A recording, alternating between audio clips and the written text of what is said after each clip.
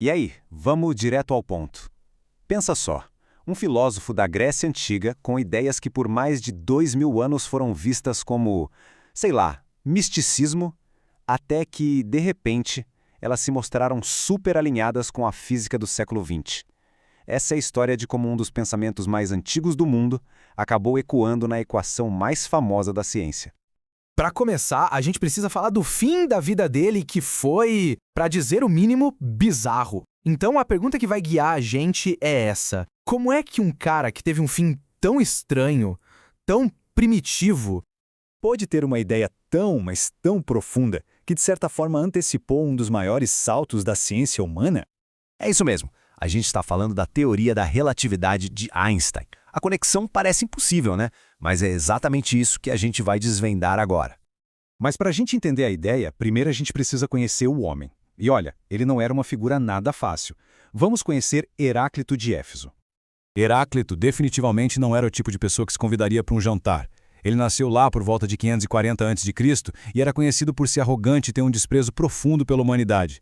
Ele ficou tão de saco cheio dos cidadãos da cidade dele, Éfeso, que simplesmente largou tudo e foi viver como um eremita nas montanhas, com uma dieta bem peculiar.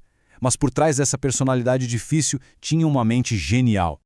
e essa mente produziu uma filosofia que era ao mesmo tempo calma, sutil e incrivelmente profunda. E ela girava em torno de um elemento principal: o fogo. Agora, olha só a diferença fundamental aqui. Enquanto os filósofos da época, como Anaxêmenes, procuravam uma substância física, tipo o ar, para explicar o universo, Heráclito deu um passo revolucionário. Para ele, o princípio de tudo não era uma coisa, mas sim um processo. O fogo dele não era a chama em si, mas o padrão de transformação constante que o fogo representa, sabe?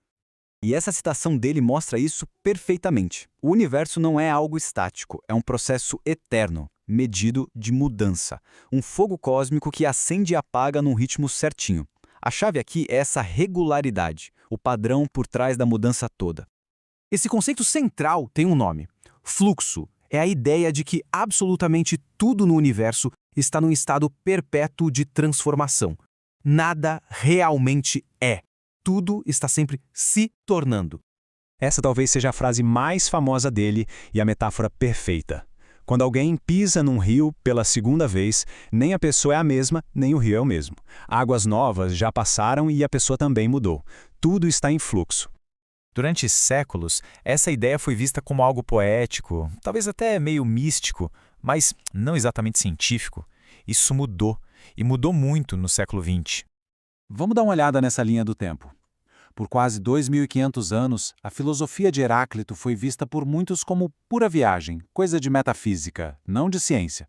Mas aí chegou o século XX, e a física moderna começou a descrever um universo que soava estranhamente familiar às ideias daquele eremita grego.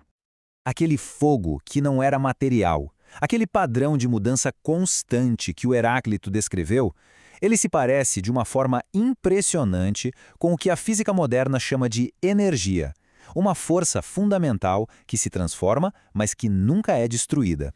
E por que isso é tão importante? Porque, de repente, uma visão de mundo onde a realidade não é fixa, mas sim fluida, parecia ser a única capaz de fazer sentido com as descobertas da relatividade e as doideiras da física quântica.